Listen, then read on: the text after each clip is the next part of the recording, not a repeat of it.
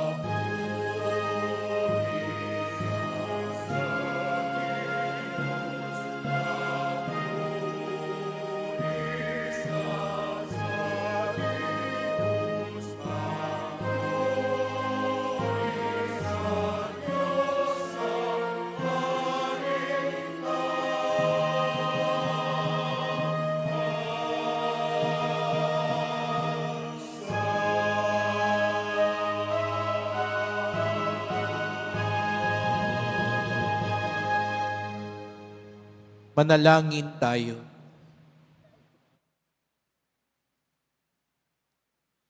Ama naming makapangyarihan, nilomong ang iyong salita na ibinalita ng anghel ay maging taong totoo sa sinapupunan ng mahal na Birhen. Ipagkalomong kaming sumasampalatayang siya'y ina ng Diyos, ay matulungan niyang dumalangin sa iyo sa pamamagitan ni Jesucristo, kasama ng Espiritu Santo, magpasawalang hanggan. Amen. Magsipo muna po ang lahat.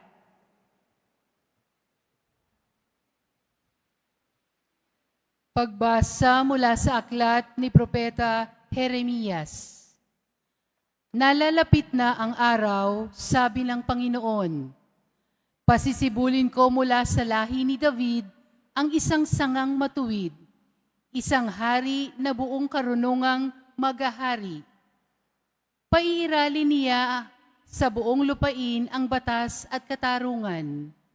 Magiging matiwasay ang Huda sa panahon ng kanyang pamamahala, at ang Israel ay mapayapang mamumuhay. Ito ang pangalang itatawag sa kanya. Ang Panginoon ay matuwid. Sinasabi ng Panginoon, darating nga ang panahon na ang tao'y di na manunumpas ng ganito. Nariya'y buhay ang Panginoong nagpalaya sa Israel mula sa Ehipto.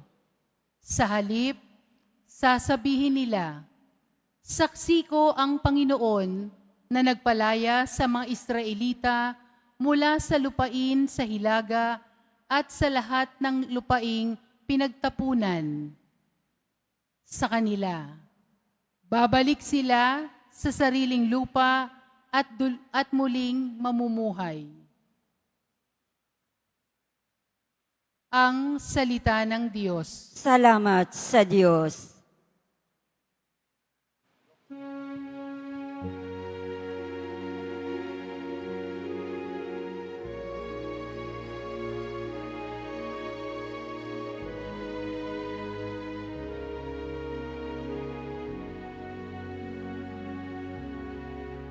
Mabubuhay siyang marangal at sasagana kailanman. Mabubuhay siyang marangal at sasagana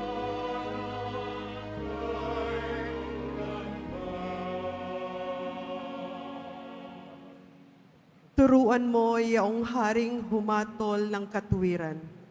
Sa taglay mong katarungan, O Diyos, siya'y bahaginan, upang siya'y maging tapat mamahala sa iyong bayan. At pati sa mahihirap, maging tapat siyang tunay.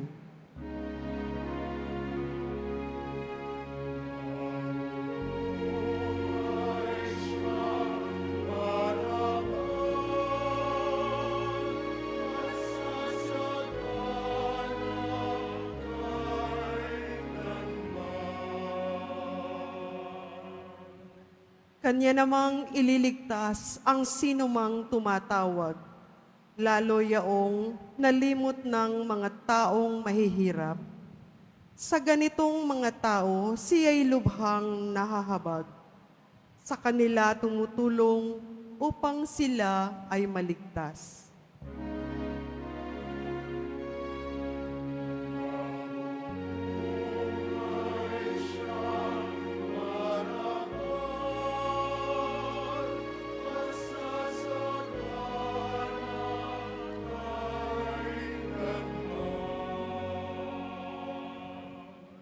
Ang pong Diyos ng Israel, purihin ng taong madla, ang kahanga-hangang bagay, tanging siya ang may gawa.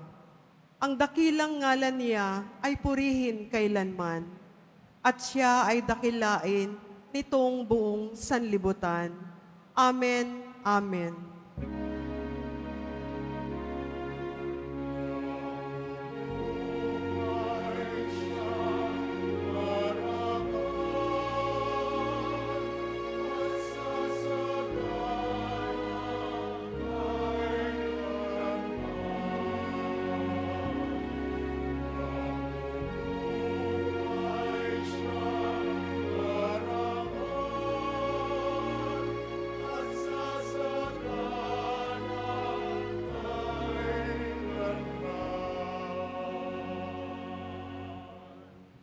Magsitayo po ang lahat.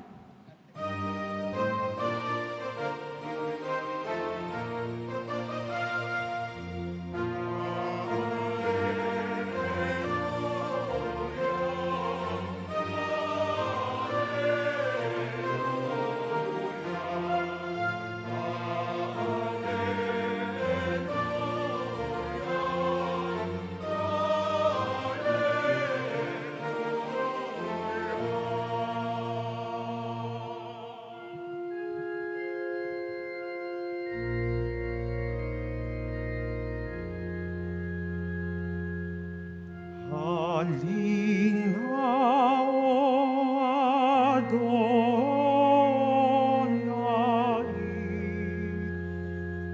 nasa bundok ng Sinai.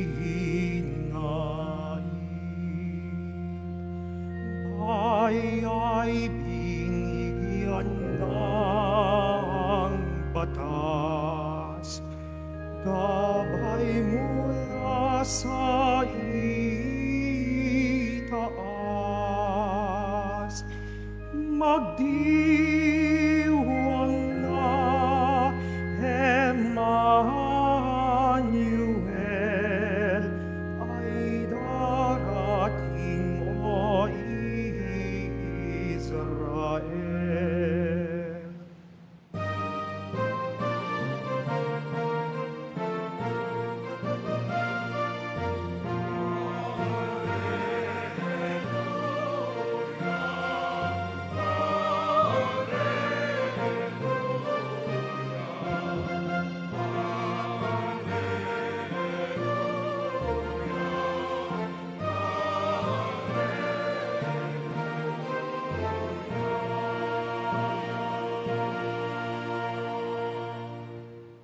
Sumainyo ang Panginoon. At sumaiyo rin.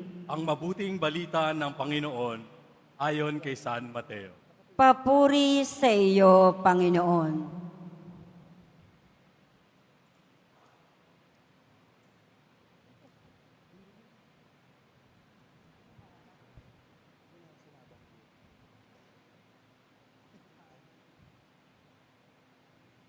Ganito ang pagkapanganak kay Heso Kristo. Si Maria na kanyang ina at si Jose ay nakatakda ng pakasal. Ngunit bago sila nakasal, si Maria ay natagpuang nagdadalang tao. Ito ay sa pamamagitan ng Espiritu Santo. Isang taong matuwid itong si Jose na kanyang magiging asawa. Ngunit ayaw niyang mapahiya si Maria. Kaya ipinasya niyang hiwalayan ito ng lihim. Samantalang iniisip ni Jose ito, nagpakita sa kanya sa panaginip ang isang anghel ng Panginoon. Sabi nito sa kanya, Jose, anak ni David, huwag kang matakot na tuluyang pakasalan si Maria, sapagkat siya ay naglihi sa pamamagitan ng Espiritu Santo. Manganganak siya ng isang lalaki at ito'y pangangalanan mong Jesus, sapagkat siya ang magliligtas sa kanyang bayan sa kanilang mga kasalanan. Nangyari ang lahat ng ito upang matupad ang sinabi ng Panginoon sa pamamagitan ng propeta. Maglilihi ang isang dalaga at manganganak ng isang lalaki at tatawagin itong Emmanuel. Ang kahulugay, kasama natin ang Diyos. Nang magising si Jose, sinunod niya ang utos ng anghel ng Panginoon. Pinakasalan niya si Maria, ngunit hindi ginalaw ni Jose si Maria hanggang sa maipanganak nito ang isang sanggol na lalaki na pinangalan niyang Jesus.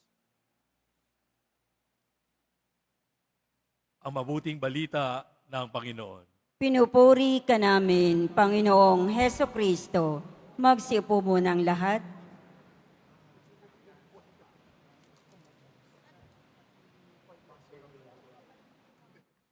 Magandang umaga po sa inyong lahat at maligayang pagdating sa tahanan ng ating mahal na pong Jesus Nazareno. Pinagdarasal din natin ang mga nasa online, lalo na po mga may sakit, nag-aalaga sa may sakit at mga kababayan, kadeboto natin mula sa iba't ibang panig ng bansa at daigdig na nais sumama sa pagdiriwang ng misa dito sa Quiapo, sa Basilica Minor at Pambansang Dambana ni Jesus Nazareno. Patuloy tayong naghahanda para sa dakilang kapistahan ng Pasko ng Pagsilang ni Jesus Nazareno. At tayong lahat ngayong simbang gabi ay narito sapagkat tinawag tayo ng Diyos, mahal tayo ng Diyos. Kaya't bigyan natin ng papuri, parangal at pasasalamat ang ating minamahal na Nuestro Padre Jesus Nazareno. At tayo ngayon sa pagnonobena natin sa Pasko, sa pagsisimba natin, pang-ilan na natin ngayon ho? Pangatlo, yung nakakatatlo na ho. Sumenyas nga ng ganito, taas ang kamay, nakakatatlo na. Kaya kaway-kaway, ayan. Magkakapera pag ganito, no? So tayo ay paumpisa pa lang, no? At marami pang umagang gigisingin para mabuo natin ang simbang gabi. Kaya sabihin mo nga sa katabi mo, kaya mo yan. At sa kabila naman sabihin mo, pagpalain ka sana ng Diyos. Ayan, mukhang maganda gising ng katabi ninyo, no? Sumenyas lang ng ganito, gumanda na, no? Ayan. Ang timpla.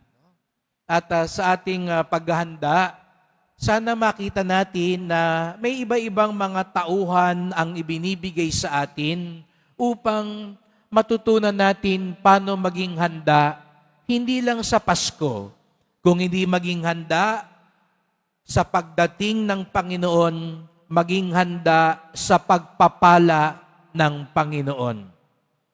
Kaya sabi ko nga kanina,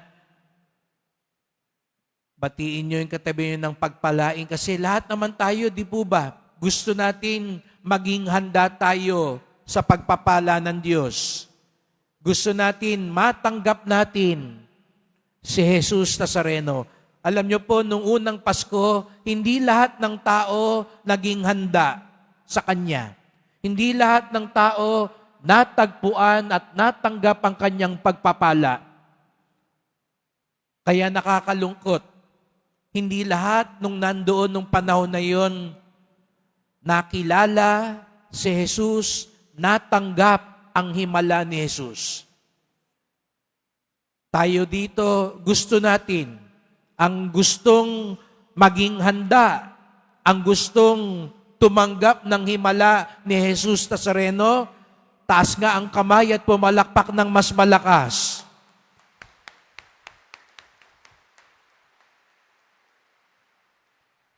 Kaya nga sa umagang ito, ipinapakilala sa atin ang isang tauhan na naging handa kay Jesus Nazareno. At yun ay walang iba kung hindi si San Jose. Ayan si San Jose. May spotlight siya ngayon kaya mas kitang-kita ang kanyang kagwapuhan. Ngayong umagang ito, tutuklasin natin ang sikreto ni San Jose. Papaano natuklasan ni San Jose ang himala at pagpapala ni Jesus Nazareno? Tatlong katangian ni San Jose ang ating matututunan. Ang una, sabi sa Ebanghelyo, si San Jose ay isang matuwid na tao. A just man. At siya'y matuwid sapagkat siya'y masunurin. Yun daw po mga kapatid, ang unang hakbang para maging handa kay Jesus Nazareno, kailangan daw masunurin tayo. Maaari tayong maraming gawin, pero ang tanong, ito ba'y bunga ng pagiging masunurin? Kaya nga sa nalalapit na kapistahan, ang ating tema, mas mabuti ang pagsunod kaysa paghahandog, sa mga umaasa sa Diyos.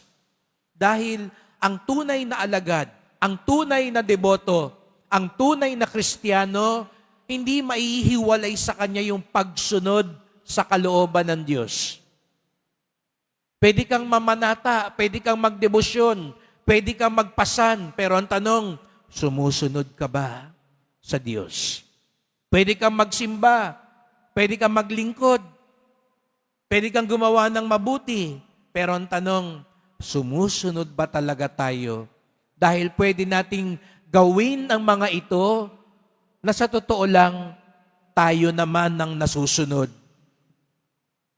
Si San Jose, dakila, handa, sapagkat nagpaparaya siya, tumatalima siya sa kalooban ng Diyos. Sumusunod siya kung ano ang utos ng Diyos. Baliwala ang lahat kung walang pagsunod. Ikalawa, hindi lang masunurin si San Jose, mapagmahal si San Jose. Kaya nga, sa ating sa simbahan, sa tradisyon, yun daw mga nagdadasal, at natitiyak ko, pag simbang gabi, maraming ganyan, nagdadasal na makahanap na ng tamang partner sa buhay. Hindi ko na patataasin ng kamay sino yung naghahanap, no? Malay mo, katabi mo na siya ngayon, no? Dinadasal daw yan kay San Jose. Kasi si San Jose ang ideal partner. Bakit? Mapagmahal si San Jose. Kaya dinadasal nyo kasi baka ngayon, pag nang niligaw sa iyo, Maginoo. Kala mo, ang bait-bait.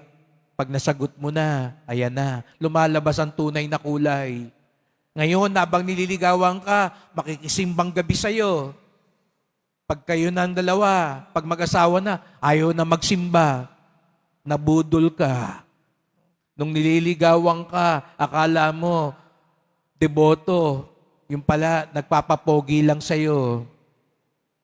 Kaya, dasal ka kay San Jose. Ituro sa'yo ang tamang partner. Bakit? Alam nyo, si San Jose, kitang-kita natin sa Ebanghelyo ngayon, hindi lang siya masunurin, mapagmahal din siya. Kasi kung sinunod lang niya ang batas, marahil iba ang naging kinahinatnan ng mahal na birhen. Sabi sa Ebanghelyo, natagpuan ni San Jose na buntis si Maria. Natatandaan ninyo, sila ay engaged na. At sa mata ng mga Hudyo, para na silang kasal, betrothed na sila. Kaya malaking kalapastanganan yung ginawa ni Maria. Kaya ayon sa batas, kung masunurin lang si San Jose, maaari niyang isumbong si Maria. Isumbong sa mga kinaukulan. At alam nyo, ang parusa sa mga nabuntis bago pa ikasal, pwede silang batuhin hanggang mamatay. Death penalty. Babatuhin sila. Biruin nyo, ganun ang mangyayari sana kay Maria. Kaya dito natin napatunayan, mga brad, di ba?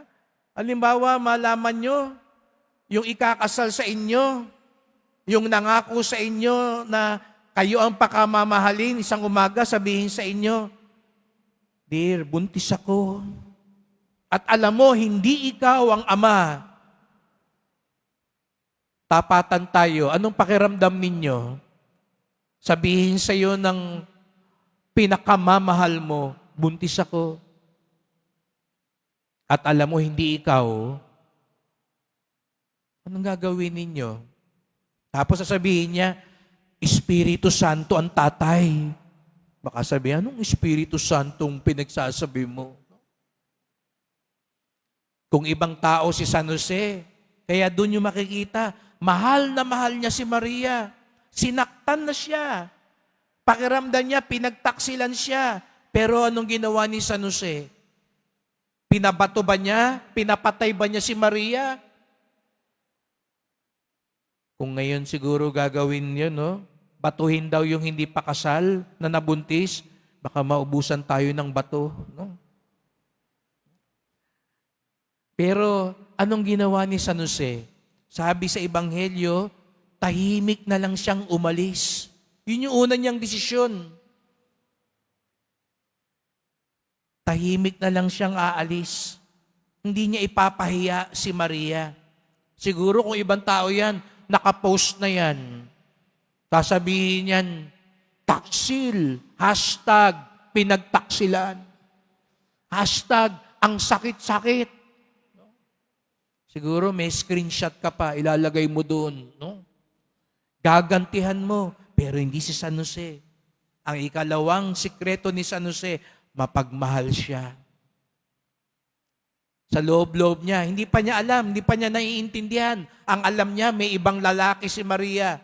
Kaya anong ginawa ni San Jose? Haalis na lang ako. Sige, kung siya ang gusto mo. Madrama si San Jose, no? Romantiko. Para bagang sabi niya, sige Maria, doon ka na lang sa nakabuntis sa'yo. Kahit mahal na mahal kita, kahit na dapat akin ka, sige, ako na lang ang aalis. Ganun niya kamahal si Maria. Kaya sana may matagpuan kayong katulad ni San Jose. Wagas ang pag-ibig. Sinaktan na, pero nagmahal pa din. Kaya naman, dahil siya'y masunurin at mapagmahal, doon ipinaliwanag ng Diyos sa kanya ang lahat. Kaya't ang ikatlong katangian naman ni San Jose, siya'y masunurin, mapagmahal, at mapagtiwala. Bakit siya mapagtiwala? Oh, mga brad, no? Pasensya na, lalaki si San Jose, kaya kayong tinitignan ko, no? Kung malaman nyo yung problemang yon, makakatulog ba kayo? Pag nalaman nyo na yung pinakamamahal nyo, may iba na, naunahan ka, nasulutan ka, makakatulog ka ba? Siguro, lalasing ka, magwawala ka. Tingnan nyo nga yung katabi nyo, mukha bang puyat, no? Laki na ba ng eye bags? Hindi na nakakatulog? Di ba, pag marami tayong problema, marami tayong galit, marami tayong pagkainis, hindi tayo makatulog. Pero si San Jose, bagamat ang laki ng problema, anong sabi sa Ebanghelyo? Na nag-iinip. Ano ibig sabihin nun pag na nag-iinip? Eh di nakatulog. Bakit nakatulog si San Jose? Dahil mapagtiwala siya. Kaya pag hindi ka raw mapagkatulog, ibig sabihin yan, medyo dagdagan mo yung tiwala mo kasi isip ka ng isip. Gusto mo ikaw lahat ang gagawa, ikaw lahat ang makakalutas, ikaw lahat ang may solusyon. Kaya hindi ka mapanuto. Hindi ka maging kalmado. Pero si San Jose, kalmadong-kalmado. Kahit ang laki ng naging pagsubok, kahit ang laki ng naging dagok, nagtiwala pa rin siya sa Diyos. Tingnan nyo nga yung katabi nyo, tulog na ba? Pagpasensyahan nyo na, mapagtiwala yan. Kaya tulog lagi. No? Mas mahirap yung hindi makatulog. Mas mabuti na yung nakakatulog ka. Ito lang ang araw pagbibigyan ko yung mga tulog. Ang laki ng tiwala nyo sa akin, tinutulugan nyo ako. Pero, yun ang ipagdasal natin kay San Jose. Na dumating ang punto, Lord, ikaw na ang bahala. Hindi ko kayang lutasin ito. Hindi ko maintindihan ito. Sa totoo lang, hindi ko matanggap ito. Pero, nagtitiwala ako sa iyo. Kaya, kaya kong magpahinga. Kaya kong ipagpatuloy ang buhay ko. At kaya naman, natuklasan ni San Jose ang plano ng Diyos. Naging handa si San Jose sa himala ng Diyos. Ang sikreto ni San Jose, siya'y naging masunurin, mapagmahal, at mapagtiwala. Sa Biyernes, abangan niyo ang sikreto naman ni Maria. Kaya huwag kayong magmimintis sa simbang gabi. Abangan ang susunod na kabanata. Pero ngayong araw na ito, kay San Jose muna tayo bumaling. Hilingin natin sa Kanya. Hindi naging madali sa Kanya ang Pasko. Hindi naging magaan sa Kanya ang mga pangyayari. Pero, naging handa siya sa himala ng Diyos. Kaya't sa misang ito, magdasal po tayo. Mahal na pong Jesus Nazareno, salamat po at kayo'y dumating nagkatawang tao para ipamalas sa amin ang lubhang awa at pag-ibig ng Diyos. Nawa, katulad ni San Jose, ang tumayong ama mo dito sa mundo, kami din maging handa sa iyong pagpapala at presensya. Katulad ni San Jose, kami maging masunurin, mapagmahal at mapagtiwala. Mahal na pong Jesus Nazareno, kaawaan niyo po kami, basbasan niyo po kami, katulad ng ginawa niyo kay San Jose. Amen. Amen.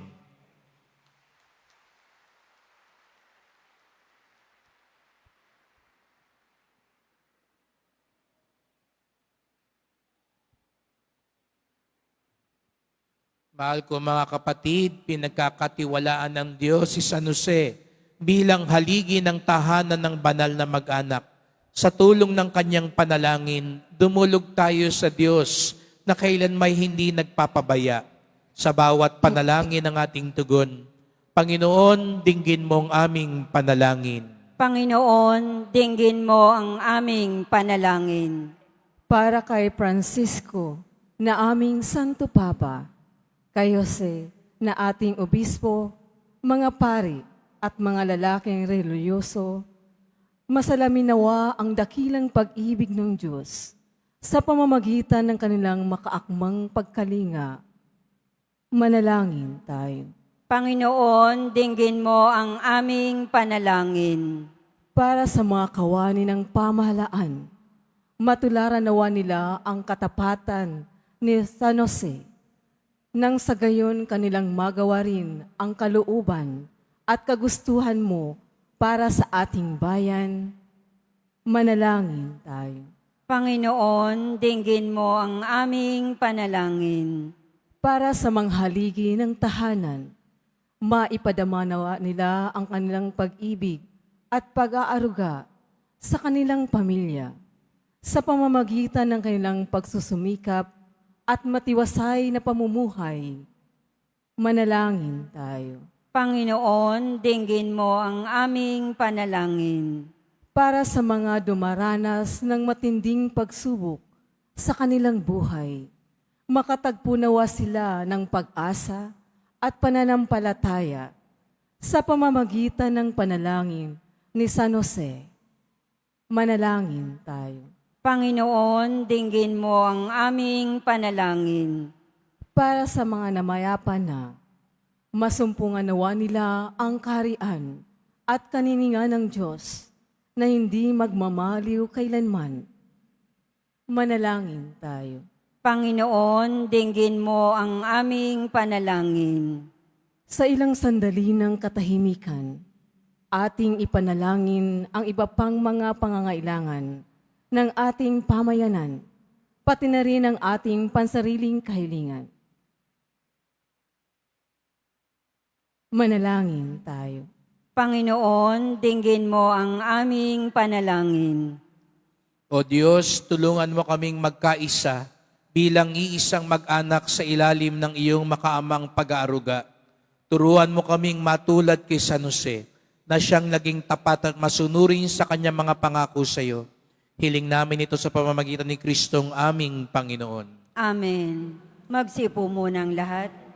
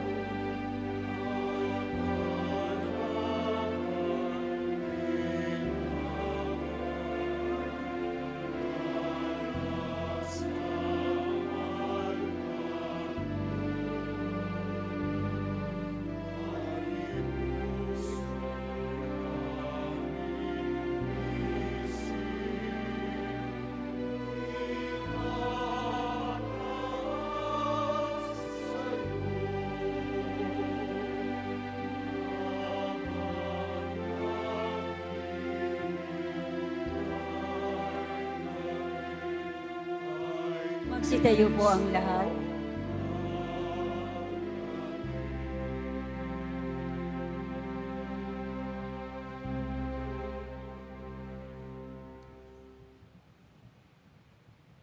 Kayo mga kapatid, upang ating paghahain ay kalugdan ng Diyos amang makapangyarihan. Tanggapin nawa ng Panginoon itong paghahain sa iyong mga kamay, sa kapurihan niya at karangalan, sa ating kapakinabangan at sa buong sambayanan niyang banal. Ama naming lumikha, ang mga alay naming nakahain sa iyong dambana ay pabanalinawa ng paglukob ng banal na Espiritu na pumuspo sa sinapupunan ng mahal na Birheng Maria upang magdalang tao at magsilang sa iyong anak na siyang namamagitan kasama ng Espiritu Santo magpasawalang hanggan. Amen. Sumainyo ang Panginoon. At sumaiyo rin. Itaas sa Diyos ang inyong puso at diwa. Itinaas na namin sa Panginoon. Pasalamatan natin ang Panginoong ating Diyos. Marapat na siya ay pasalamatan. Ama naming makapangyarihan, tunay ngang marapat na ikaw ay aming pasalamatan sa pamamagitan ni Jesucristo na aming Panginoon.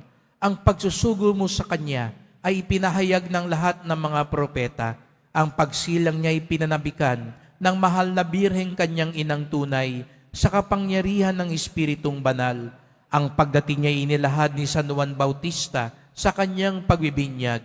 Ngayong pinaghahandaan namin ang maligayang araw ng kanyang pagsilang, kami nananabik at nananalangin lubos na makaharap sa kanyang kadakilaan. Kaya kaisa ng mga anghel, nagsisiawit ng papuri sa iyo, nang walang humpay sa kalangitan, kami nagbubunyi sa iyong kadakilaan.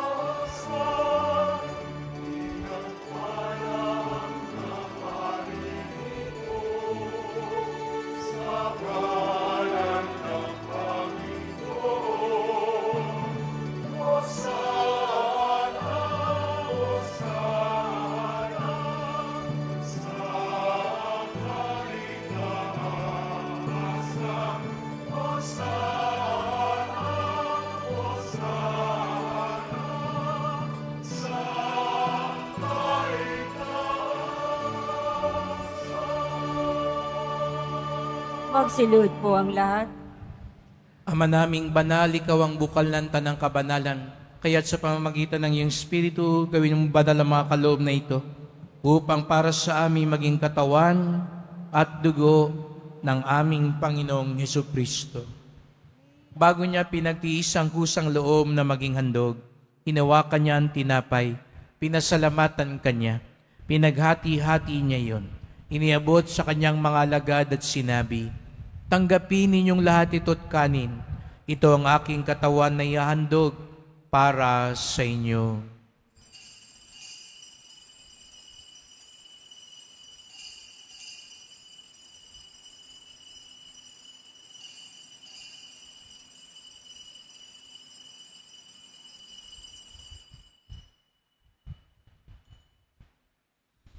Gayon din naman nang matapos ang hapunan, ninawakan niya ang kalis, muli kanyang pinasalamatan. Iniabot niya ang kalis sa kanyang mga lagad at sinabi, "Tanggapin ninyong lahat ito't inumin. Ito ang kalis ng aking dugo, ng bago't walang hanggang tipan. Ang aking dugo na ibubuhos para sa inyo at para sa lahat, sa kapagpapatawad ng mga kasalanan. Gawin niyo ito sa pag-alala sa akin."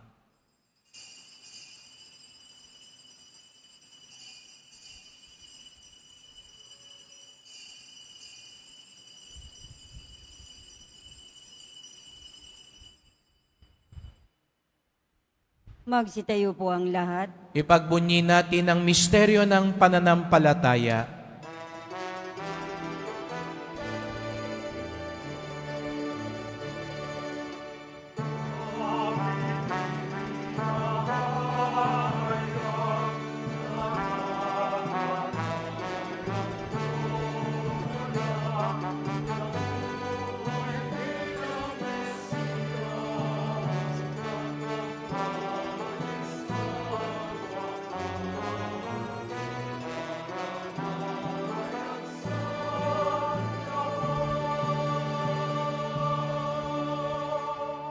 Ama, ginagawa namin ngayon ang pag-alaala sa pagkamatay at muling pagkabuhay ng iyong anak. Kaya tinalay namin sa iyo ang tinapay ng bibigay buhay at ang kalis na nagkakaloob ng kaligtasan. Kami nagpapasalamat dahil kami yung minarapat na tumayo sa harap mo para maglingkod sa iyo. Isinasamo namin kaming magsalo-salo sa katawan at dugo ni Kristo'y mabuklod sa pagkakaisa sa pamamagitan ng Espiritu Santo. Amalingapin mo ang iyong simbahang laganap sa buong daigdig. Puspusin mo kami sa pag-ibig kaysa ni Francisco naming Papa, ni Jose naming Obispo at ng Tanang Kaparian.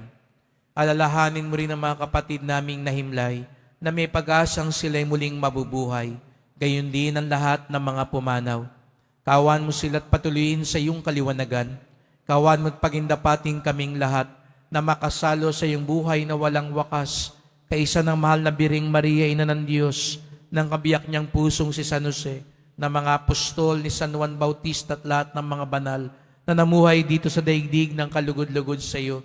May pagdiwang nawa namin ng pagpupuri sa ikararangal mo sa pamamagitan ng iyong anak na aming Panginoong Jesucristo. Sa pamamagitan ni Kristo, kasama niya at sa Kanya, ang lahat ng parangal at papuri ay sa iyo, Diyos Amang makapangyarihan, kasama ng Espiritu Santo, magpasawalang hanggan.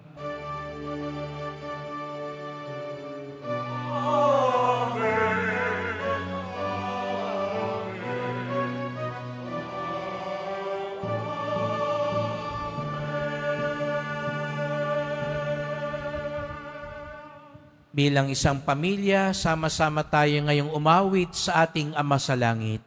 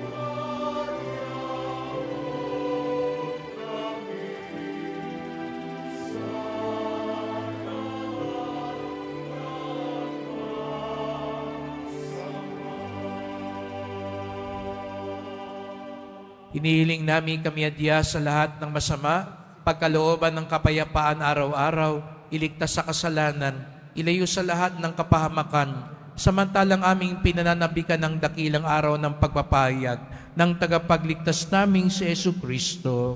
Sapagat iyo ang kaharian at ang kapangyarihan at ang kapurihan magpakailanman. Amen. O Panginoong Yesu Kristo, sinabi mo sa iyong mga apostol, at ngayon sinasabi mo sa amin lahat dito, kapayapaan ang iniiwan ko sa inyo, ang aking kapayapaan ay binibigay ko sa inyo.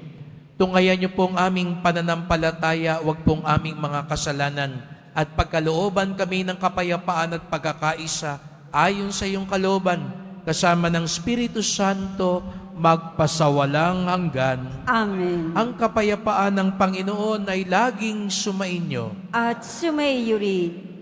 Magbigayan kayo ng kapayapaan sa isa't isa.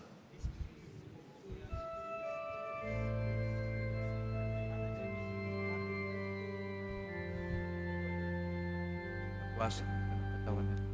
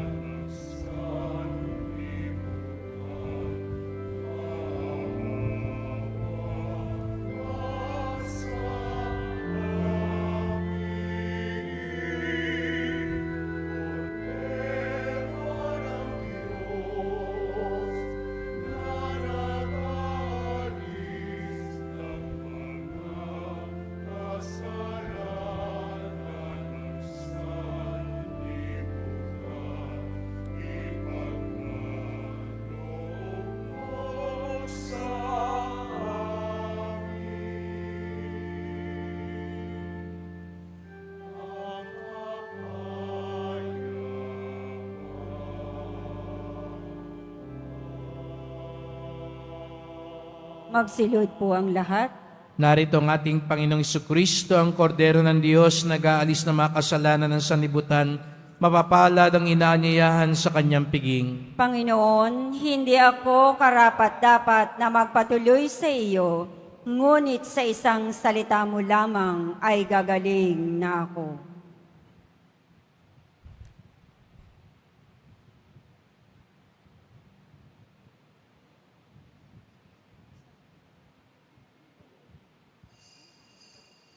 Para sa lahat ng tatanggap ng banal na komunyon, sasagot po tayo ng amen.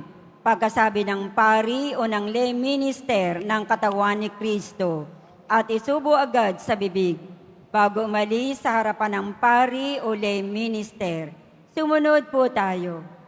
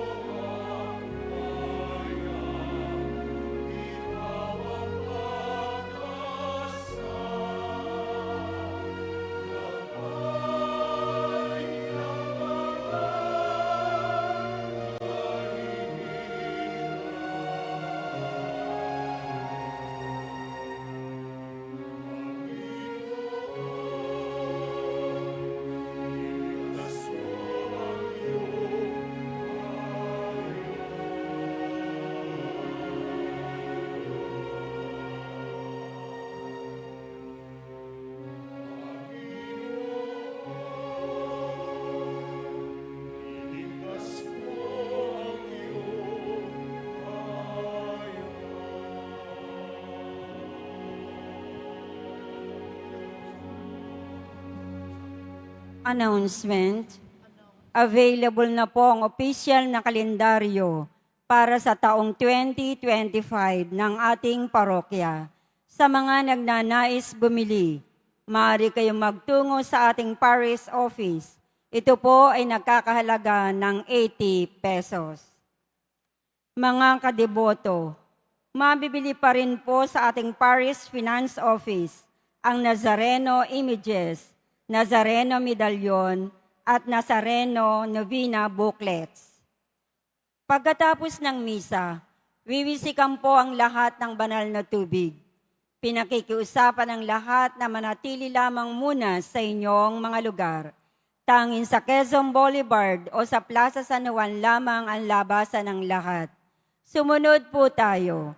Maraming salamat po sa inyong pagdalaw at pagsisimba sa Basilica Menor at Pambansang Dambana ni Jesus Nazareno. Magsitayo po ang lahat. Manalangin tayo.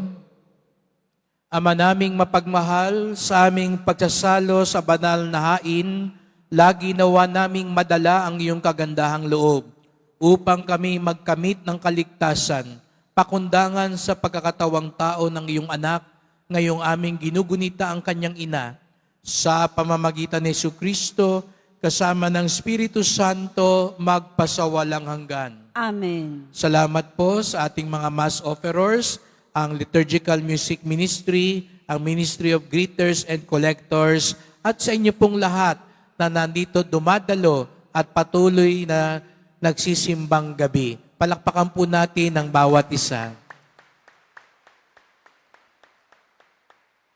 Sabihin mo sa katabi mo, kita ulit tayo bukas.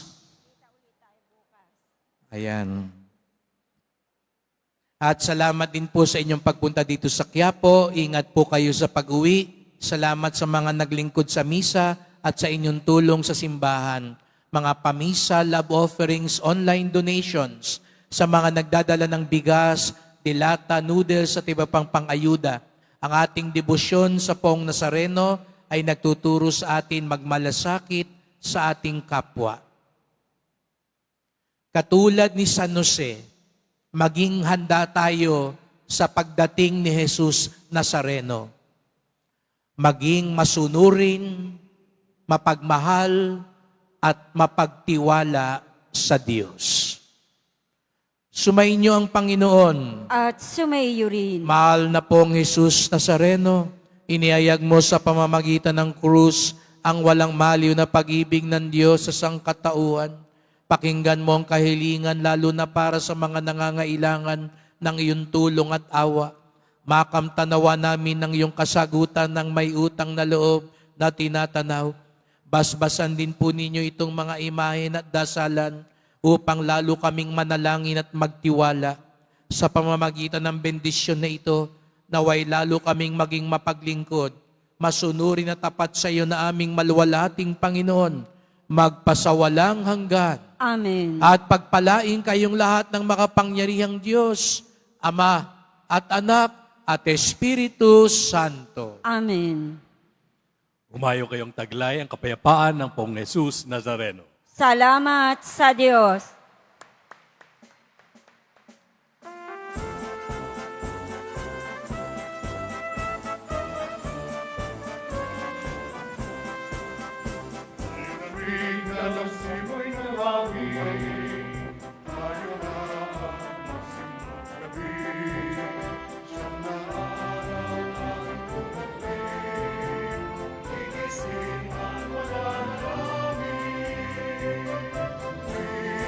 Sa